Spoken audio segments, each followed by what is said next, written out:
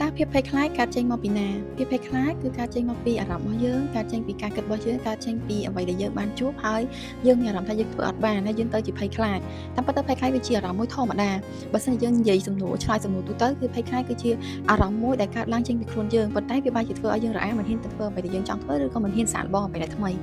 ប៉ុន្តែបើសិនជាយើងអាចជំនះភាពភ័យខ្លាចនេះបានណាយើងនឹងដឹងថាភាពភ័យខ្លាចក៏ពិតគឺជាថាមពលមួយដែលធ្វើឲ្យយើងអាចធ្វើរឿងដែលយើងគិតថាយើងធ្វើមិនបានទៅយើងធ្វើបានហើយនៅពេលដែលយើងធ្វើបានយើងនឹងមានអារម្មណ៍ល្អខ្លាំងមែនទែនខ្ញុំជឿថាមនុស្សគ្រប់គ្នាប្រកាសជាធ្លាប់ស្គាល់អារម្មណ៍មួយហ្នឹងគឺយើងខ្លាចនឹងរឿងហ្នឹងមែនទែនប៉ុន្តែនៅពេលដែលយើងតស៊ូជំនះយើងធ្វើវាបានណាយើងនឹងទទួលបានអារម្មណ៍មួយដែលយើងសប្បាយចិត្តដែលយើងមិនធ្លាប់មានហ្មងគឺយើងមានអារម្មណ៍ថាខ្លួនឯងពិតជាអស្ចារ្យខ្លាំងដែលយើងអាចឆ្លងផុតឬយើងអាចធ្វើរឿងដែលយើងភ័យខ្លាចហ្នឹងទៅបានតួយ៉ាងដូចជាមនុស្សក្លាហានអញ្ចឹងមនុស្សក្លាហានមិនមែនគាត់អត់ចេះភ័យមិនមែនគាត់អត់ចេះខ្លាចមិនមែនគាត់អត់តែស្គាល់អារម្មណ៍ហ្នឹងទេប៉ុន្តែទោះបីជាគាត់មានភាពភ័យខ្លាចខ្លាំងប៉ុណ្ណាក៏គាត់នៅតែធ្វើអ្វីដែលគាត់ចង់ធ្វើដែរទោះគាត់មានភាពភ័យខ្លាចខ្លាំងប៉ុណ្ណាគាត់នៅតែចង់សាកល្បងអ្វីដែលគាត់គិតថាអាចធ្វើទៅបានអ្វីដែលគាត់យល់ថារឿងនោះគឺមិនមានអ្វីប៉ះពាល់មកលើគាត់ឬក៏អ្នកដទៃទេគឺគាត់នៅតែព្យាយាមហើយឆ្លងឲ្យផុតនៅភាពភ័យខ្លាចរបស់គាត់អញ្ចឹង